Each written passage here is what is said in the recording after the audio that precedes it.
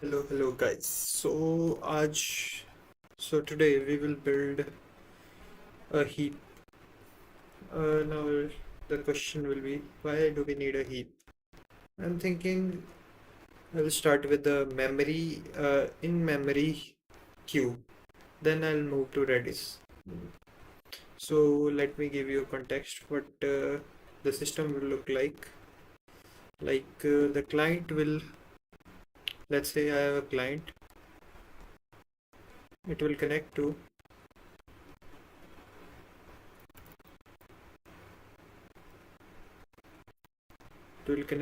a queue manager, which will manage all the queues. Then it will connect to a in-memory queue for now. Later we will switch it with Redis. Then the in-memory queue will be working on a heap principle. So let me just design it. It will work on a heap principle. We will define the heap principle later, and then the heap will decide which job needs to be done.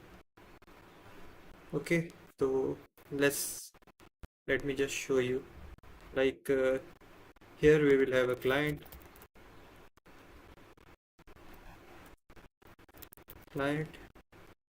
connected to a queue manager. The work of queue manager is here is to orchestrate all the queues, which queues are running and what are their names and all. Nothing much. It will just hold the name of the queues which are running currently. Then we will have multiple memory queues. Let's say memory queue named X. Inside X we will have a heap. The heap will be designed specifically based on jobs. So the design of heap will be like, let me just design the heap. Okay. Whenever a new job, whenever we put a new job into the heap, let's say I put job into heap, what will happen internally is heap will sort based on, let me just select it, sort based on, firstly it will sort based on run after time, which we have defined, let me show you here. We have defined run after time, which is the time we have to run the job, which is the time which defines when we have to run the job. Okay, so it will sort based on run after time. If that fails, I mean if two jobs have the same run after time, we will sort based on priority. If that too fails, sometime the run after time of two jobs are same and the priority of two jobs are also same, then we will switch to created at time. Sort based on created at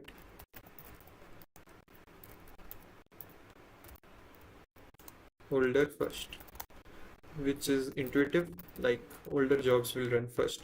And lastly, if that too fails, which is very unlikely, but we have to think about the outcomes like that. So then we will just move on to,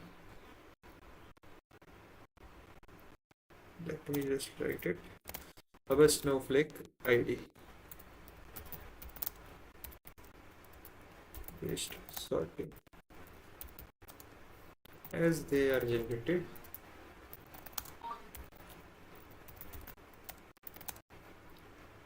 via timestamp. Okay, so I think it is clear enough.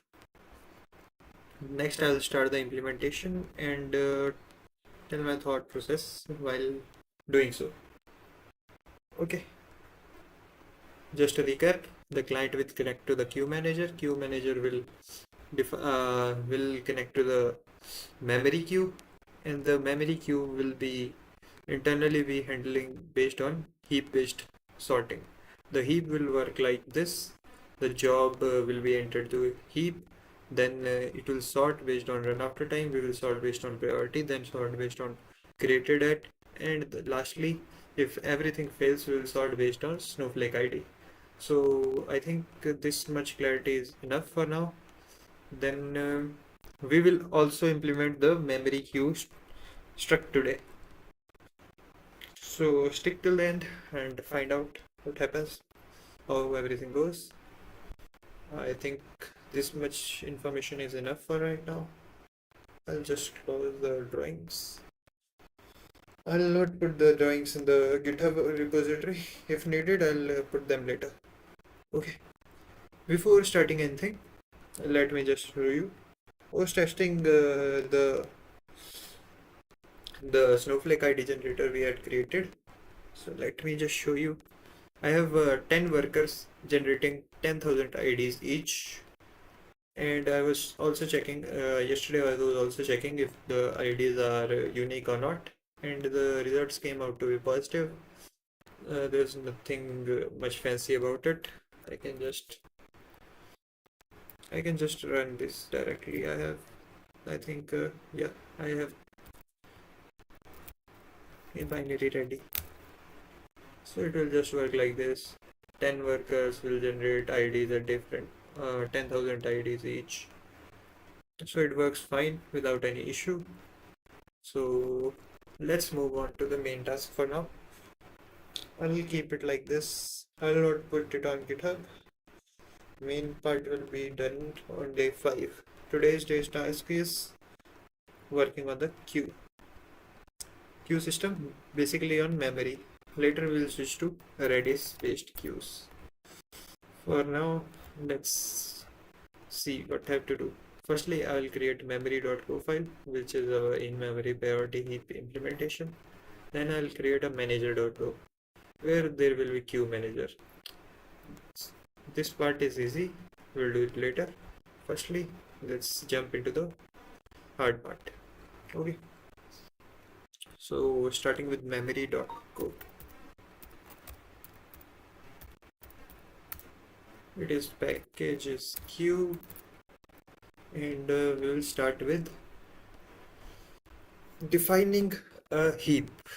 Okay, so I went through the docs and understood that heap in Go is just a slice which sorts based on specific conditions. Internally it's just a slice, so I'll define a slice. Let's name it job heap, and it will be a slice of job dot job. That's our struct. Okay, it's a slice of our struct objects. Okay, the next thing we will do is create some functions for this job heap. Okay, first function is we will have heap of type job heap. Let's not name it heap, it can clash. Let's name it job h. Job h is not a good naming scheme. Job h, this will be good, I think. Okay, job h is a type of job heap. We will firstly check the length of the heap currently. It's easy enough, we'll just return. It is a one-liner, we'll just return length of job heap, and that's all. Okay, next thing we will do is define the less function. So the less function here is what defines how the sorting will be done. Let me write it. So how he will sort. Okay, let's define the function. function that is job h.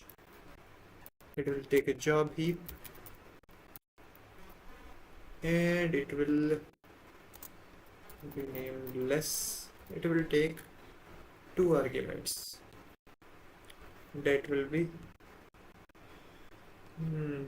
that I have to think if it is based on job. But I found that okay, I have to get to the interface j both int and then it will return a bool.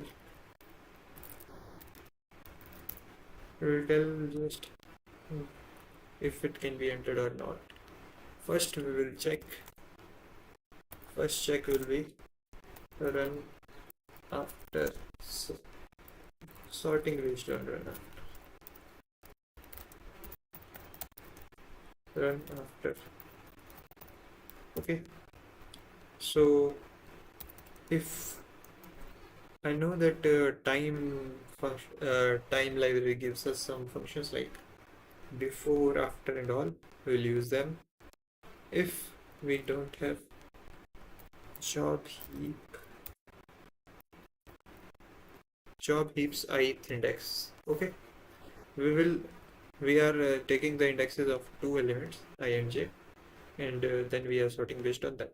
Okay, so if jobs heap ith index dot run after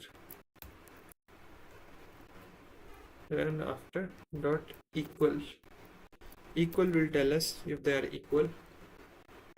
If they so I'm checking if they are not equal, I will sort based on whichever is before. Okay, so let me just write the implementation. Job h j dot run after, then I will sort based on job h I dot before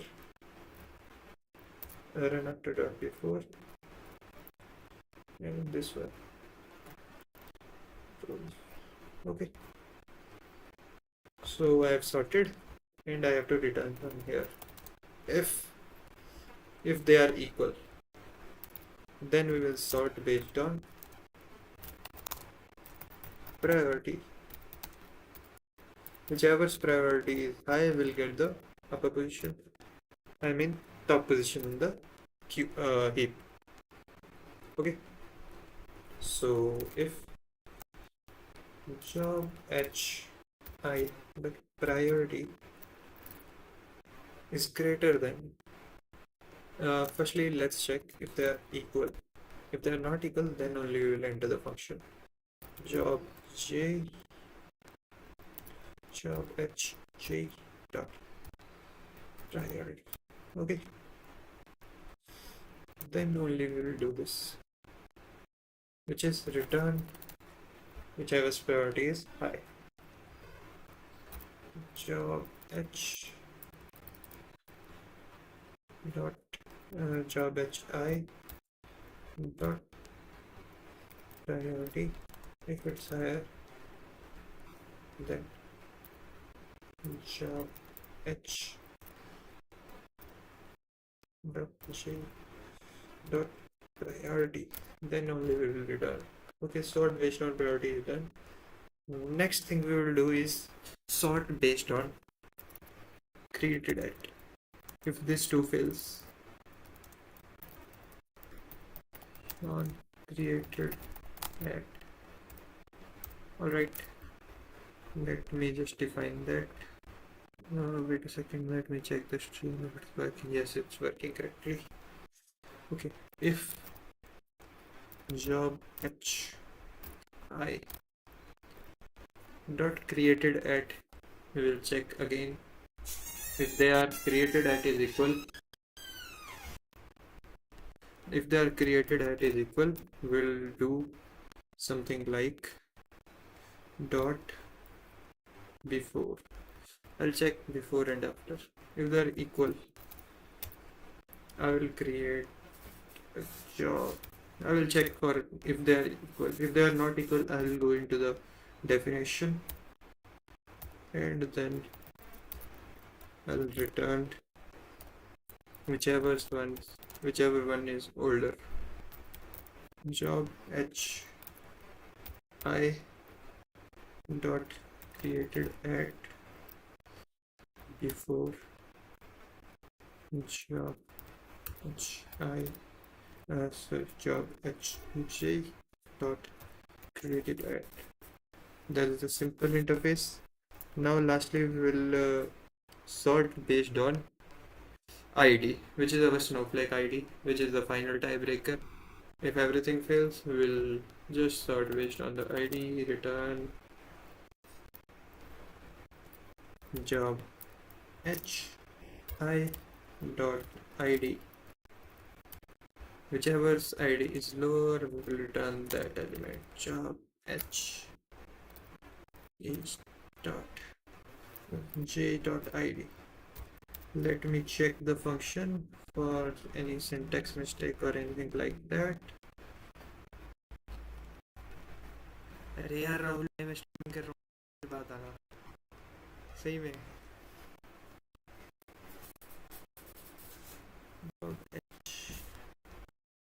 mic देख के बोलना पड़ा मेरे को भी। How this will work? So I checked IJ. I'm pretty sure I can do mistakes like I and J, IJ. Everything looks good to me for now. So this is a simple function. We'll sort based on these parameters, and the next function I'll define is some swap func based on. We'll take job h again,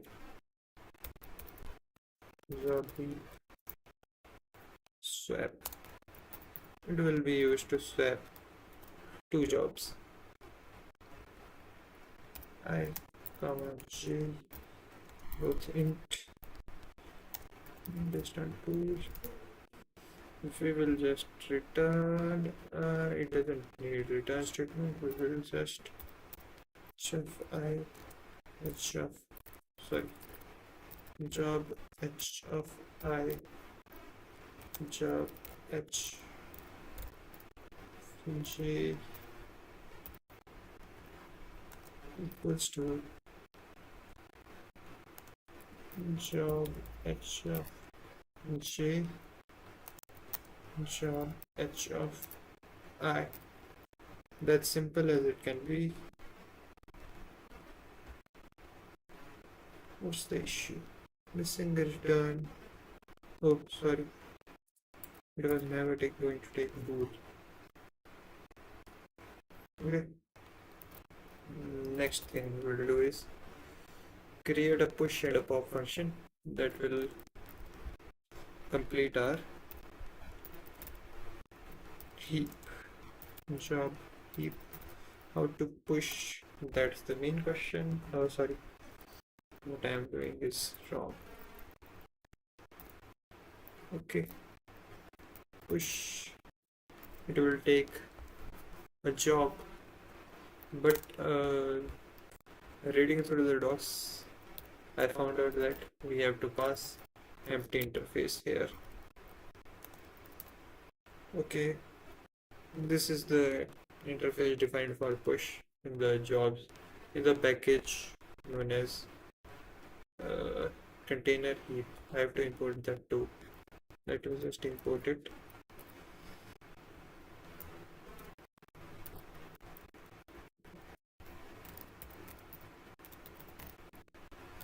Heap. It will be needed when I initialize the heap. Okay.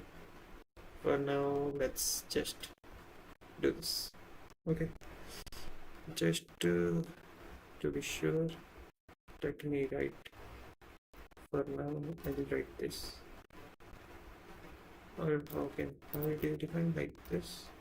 If I remember, yeah, this is so that compiler doesn't go on. Okay, compiler warning is gone. Where's the okay? Next thing, push. Push is an easy operation. We'll just append, and internally everything will be handled by our heap. Okay, so we'll append onto the heap. Append, what we are going to append is x. So we had to define interface here. It's type, sorry, and x is a type of interface. X can be anything, so we will just typecast it to job dot job. It will throw panic if we try to add some other type of element, but since it's an internal module, there's no issue. Okay, oh sorry, I defined it wrong. Now I think it's fine. Push will take an x as an argument. Interface can be changed by any. I know that. Should we do it?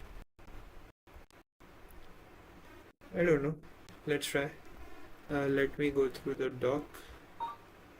If it allows, yes, it allows any. So it works fine. I'll take any. I'll write it as any. So it's okay. Next thing I'm going to do is pop. So it will be fun.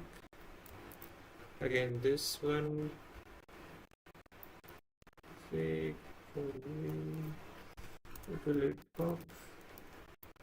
It will not take anything, but it will return interface.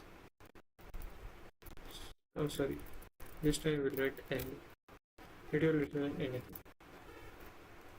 Okay. We'll first check whatever old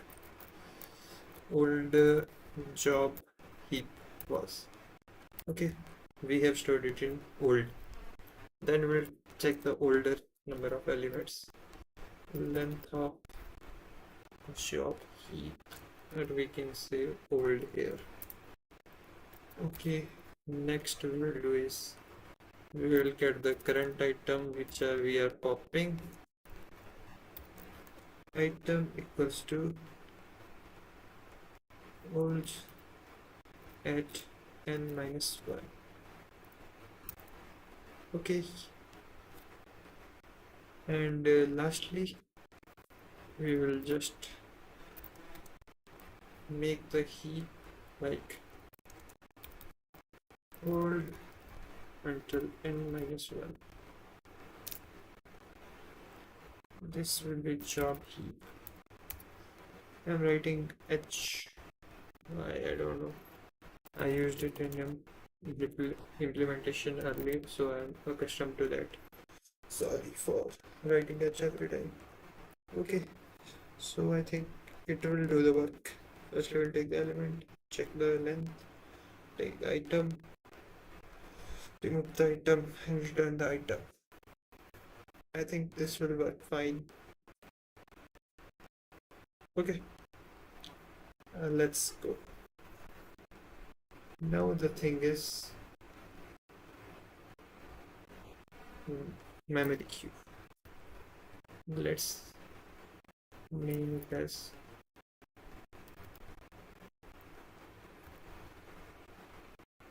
memory queue. Let's name it as heap implementation.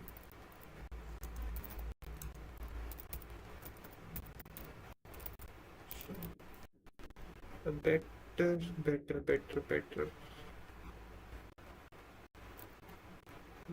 syntax would be like this one.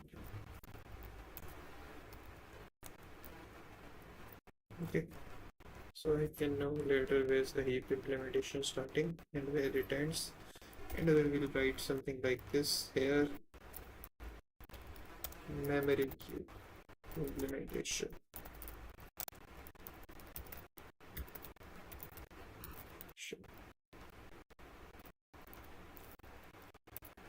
Okay, so I think this is okay. Looking good? Yeah, this is looking good. we'll define a type of memory queue. What our memory queue would look like. Memory queue would be a struct which will contain a name, which will be a string, a job heap,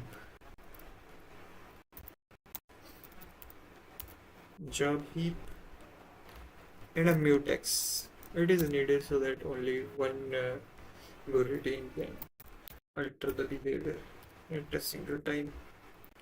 We will use RW mutex because the reading will be much more on a queue than writing. Okay. Now we can use mutex, but I think RW mutex will work better here. Let me think through it. Mutex versus RW mutex. What should I use? That's the question. I think I'll go with the RW mutex for now, and after benchmark, I'll check if I need to change the mutex type. That's not a big deal. Okay, let's start with the implementation. Firstly, we will define a function to start a new memory queue.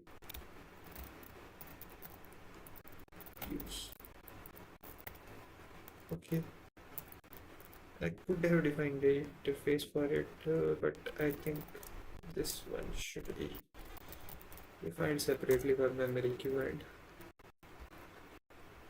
our Redis-based queue. Okay, what should we name the variable? Let's name it memQ here. memQ is a memory queue. And where we will write name equals to the name we were passed, and job heap will initialize job heap with 0 value.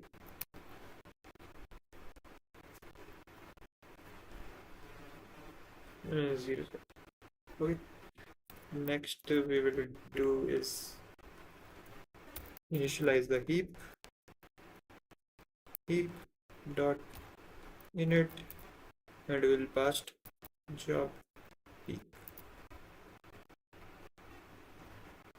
I think I have to pass like 10%. memQ dot job heap.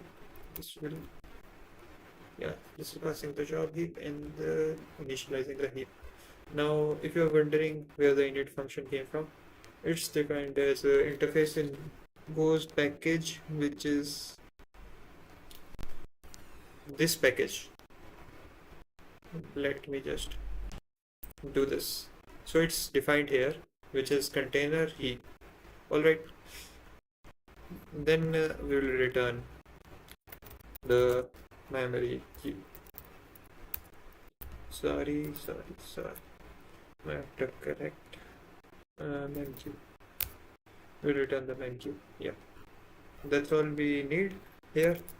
Next, we will define based on structs. We have a struct for NQ, if I remember. Yeah, this one. We'll use this struct. Interface. We'll use this interface and design the system like func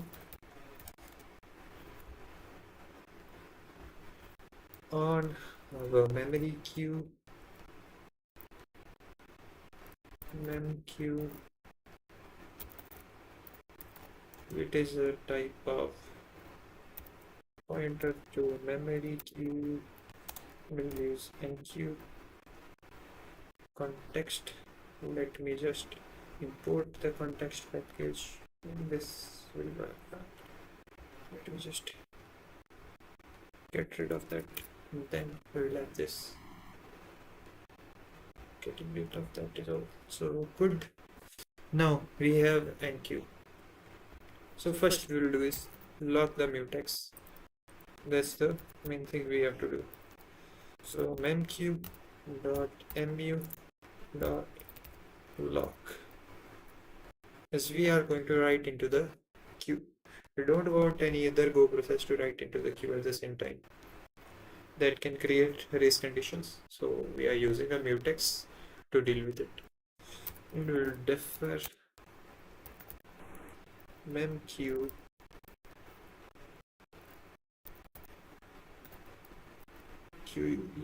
sorry, not mu not unlock for later once the operation is done. It's easy. We'll check first. Check if run after is not set. If it is not set, it will be 0 value. So we will just check. If it is 0, we will define run after. How we'll do that is by adding the delay to the created at timestamp. That's easy, because created at defines when was the job created, and the delay defines after how much time the job needs to be run, and that is our run after job h. How will I access this? If okay, job dot run after dot is 0. If it is 0, we will set the job dot run after equals to job dot created at dot add. We will add some time, that is our delay, job dot delay. I think this will work. Job dot run after, yeah, this will work. Next, we will push this into the heap. Okay, we have a heap. We'll use the heap, and that heap we will get from where we will get the heap. It's a job heap. Let me just memqueue dot job heap let dot push. We'll push into that. What will push is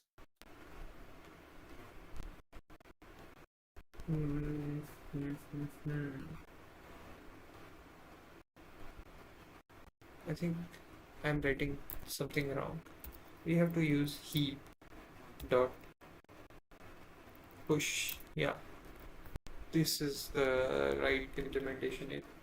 Yeah, this is the right implementation. I just checked the docs. I have to use heap dot push and then pass the interface, which is our memqueue dot job heap, and then we will enter the job, which is our job, which was being passed, right?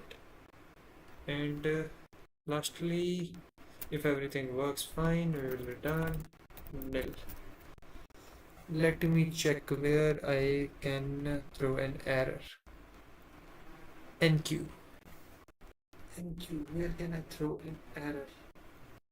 What can be the cases where error can occur? Okay, run after.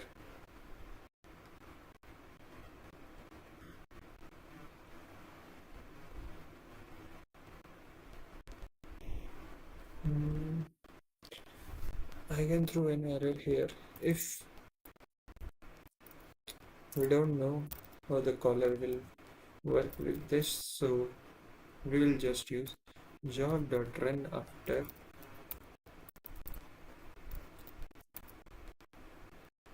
dot before. If it is before our time dot now, so we can't push the okay, it was defined as let me check this, how it was defined, time.time, and think I should use UTC time. I've defined it as UTC or not. Till now I haven't defined it. It's taking now, it has the current local time. Before, let's just do this for now.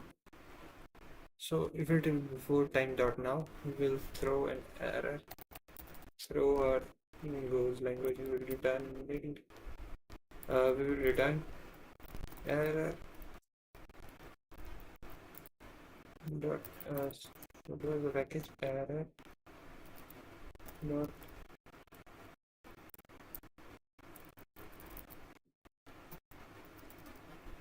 error dot new. I think I need error package.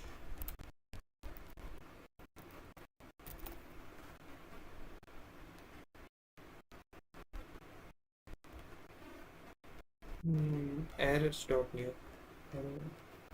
It was errors dot new, and I think I did something wrong. It's not error, it's errors. Errors dot new job. This description should be clear, like job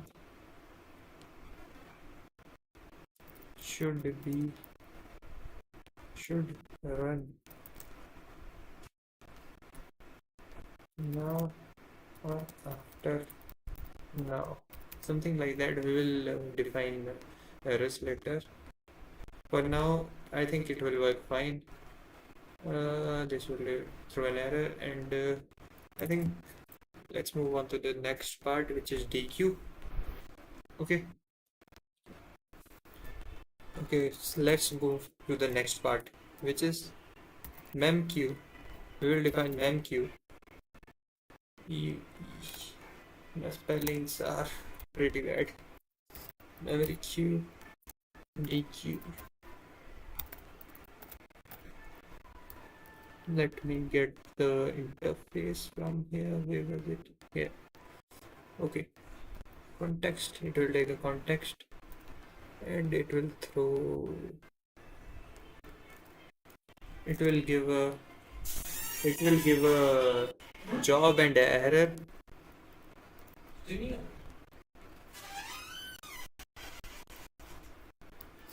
So the interface was defined like this.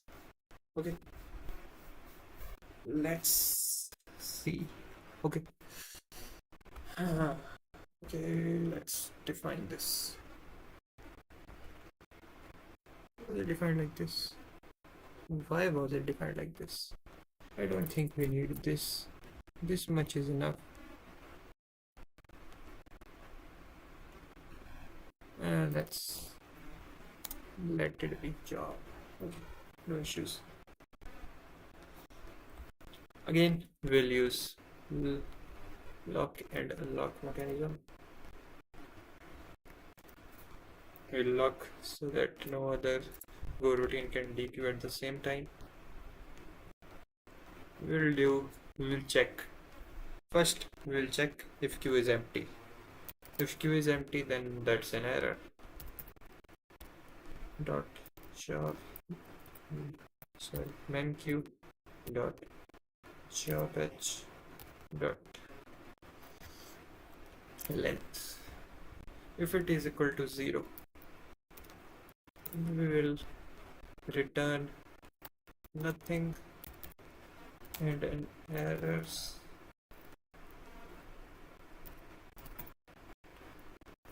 Errors dot new error queue is empty.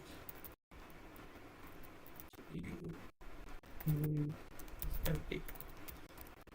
And I remember something. Errors in job. Errors need to be small case. Right. Next. Okay. It's not like a fundamental mistake, but it's the norm, so I write errors in smaller case. We will check for the next element. in our queue and check whether its run after time is uh, after our current time. You will see the code and you will understand it what I'm talking about. So let me just write it. So memQ dot job h, zeroth element will run the next next queue, top element of the queue. So we can say top equals to this. We will use this as peak at top element. Most of you know stack, so stack use, so peak is a normal operation there. Okay. Next we will check if top dot run after, if its run after time is after time dot now. Okay, if its run after time is after time dot now, then we can safely say no job is ready, because jobs are sorted based on the run after time. So the minimum run after time job will be at the top. If it is not ready right now, no job is ready right now. So we'll just return nil and an errors dot new, which will say no jobs ready. Okay. Next thing we will do is check. We will get the job from the heap. Since its run after time is not after time dot now, we will check. We will pop the job equals to heap dot pop. That's the pop. Our interface is mu memq dot job heap, and then we will have a job heap, and yeah, that's all. I think this will pop, and we will just type, convert it into job, which is our job dot job.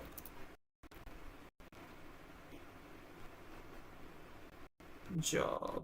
I think I need to define it like this, yeah, because it is being passed here. Job dot job is not a type. I think it is a type. I have used it before. Here, it's a type, man. It's a type. How can it say it's not a type? I don't know why the compiler is crying about this. Start job dot job. Why is the compiler? Okay. Let me just check. Cannot use heap. Value of interfaces job dot job. How can I type convert? It's like this. Job dot job, return job nil. Why is the compiler giving a warning? Why there is compiler issue? When I imported the job package, I have imported the job package here, so I think it should work fine. Why isn't it working? Like, what's the issue? Could not import metadata for import time. Why is the compiler fighting with me? Job.job is not a type. Let me just use my AI and check what's the issue. It shouldn't arise like this. No, it's not the issue like this. AI is fucking useless. in this situation. This is not the issue. If I understand it, why it is detecting like random, and this should be onion. Let's use my Claude.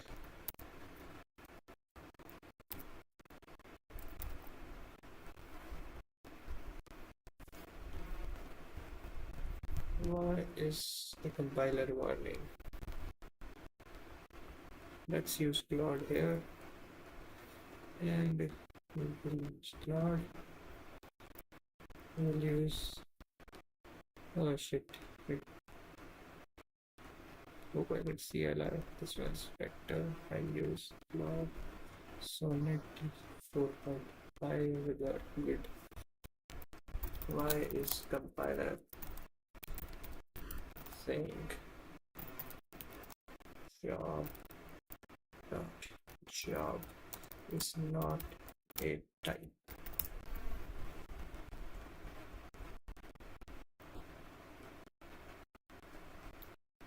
The requested model is not supported. I have to use something else. I need to change the model. Directly GPT 5.3 codecs. Again, same solution API invalid schema value function. I kidding you. Well, by this, I'll use this. Instead I'll use local model, and I will use auto. Let's let it be auto.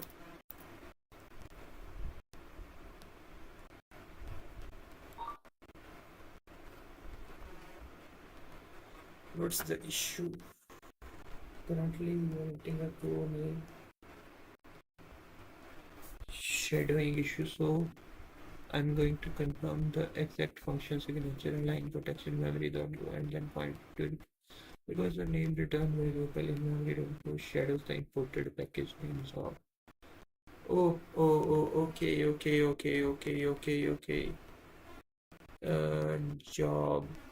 Jobber temp. Can we use temp here? This will work fine. Run temp. Fuck. J. Then use J. Keep the pop. Yeah, this will work fine. Fix that. Inside the function, DQ declares job. That creates a local identity. Active memory go 107. Fix by renaming return variable so that, oh no, it's not temp we need a J. I think J is good. J is a type of job. Okay, any issues like that above?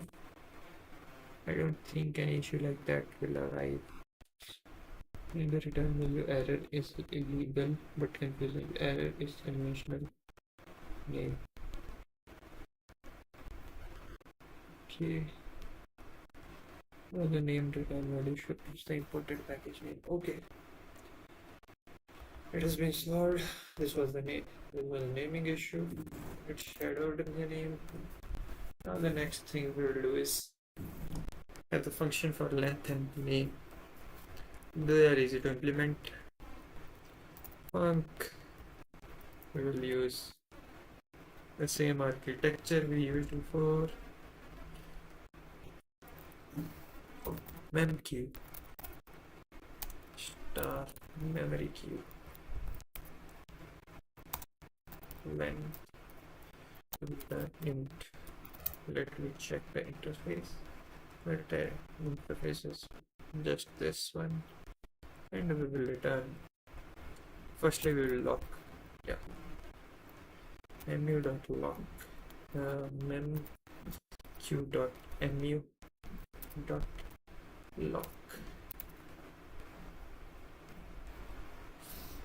Instead of lock, we will use in, yeah, this is good. We'll use rlock and declare rlock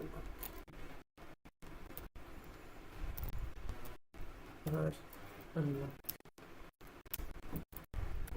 Okay, then we will return memq dot memq dot job batch dot line. This is good. Empty critical section. Oh, sorry, I didn't defer it. Lastly, the last function we will need is a function for getting name of the queue. It doesn't need to be preserved like memq. Let me just अरे क्या करना memq memory queue reserve method memq, that is like what should be that as string. Okay, a string will return done memq name. That's all. I think everything is done for memory queue. Next, we are going to implement a queue manager. As you can see from the folder structure, the manager will be sitting in manager.queue. So let me create a file and write its implementation. It is a small function. So once we are done with it, I'll stop today's work and we'll meet tomorrow. Okay. So let's go with the memory queue. The package will again be queue, and we will have a type of memory queue. Queue manager, sorry. Queue manager. Queue manager type, which is a struct with a name, which is string. Name. No. Name shouldn't be here. Queues. Multiple queue, because a queue manager can have multiple queues under it, which will be map of string, so key, and a queue as a value. Okay, and then we will have a mutex. Again, it will be RW mutex because read operations will be significantly more. RW mutex. Okay, I think we don't need anything like other than this. So let me create a function to define new queue manager.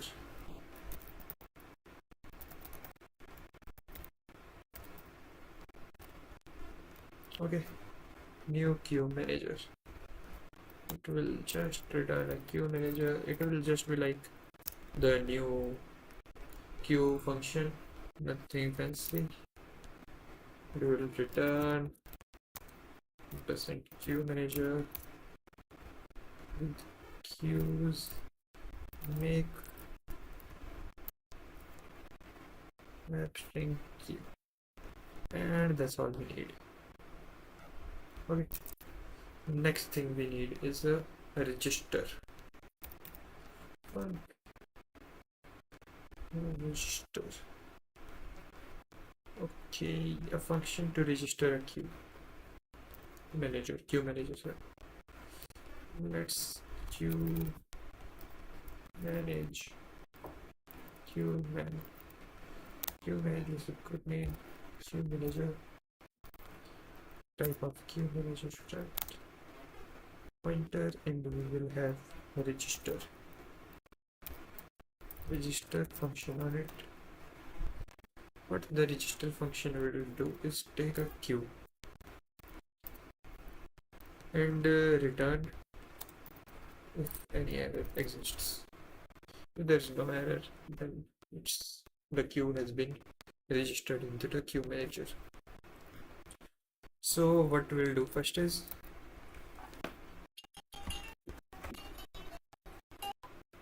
queue manager dot mu dot lock. We will lock the queue manager when queue manager dot mu dot unlock and defer it. I always forget the defer keyword. We will check if the queue exists or not. If it already exists, we will throw an error. If it doesn't exist, we will just move on. So instead of writing a new variable, like I will use the goes input syntax, which is exists is equal to queue manager dot queues with queue dot name. To return in based on exists, we will check the if statement. If the queue exists, we will throw an error. Return errors dot new, which will be queue already exists. I think this will be alright. Okay, next thing we'll do is add the queue into queue manager if it doesn't already exist. Queue manager dot queues queue dot name equals to queue. Okay.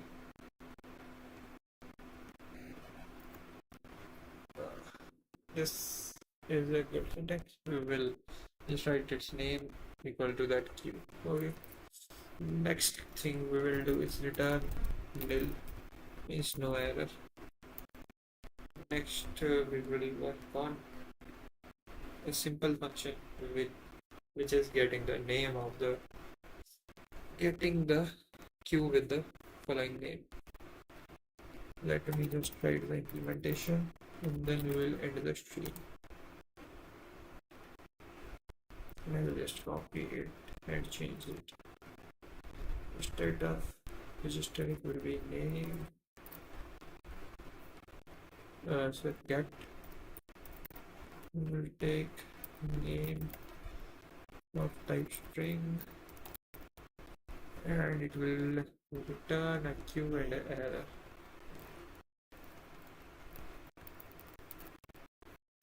Okay, so it will return our queue from the queue manager, desired queue from the queue manager. We will insert a queue manager dot new dot rlock. Okay, and queue manager dot new text dot unlock, which will be deferred. Then next thing we need to do is check the queue exists. If the queue doesn't exist, we will throw an error. If it exists, we will return the queue. Simple as that can be. Queue manager dot queue manager dot queues the name we have passed. If does not exist, we'll throw another return nil and an errors dot new, that is queue not found.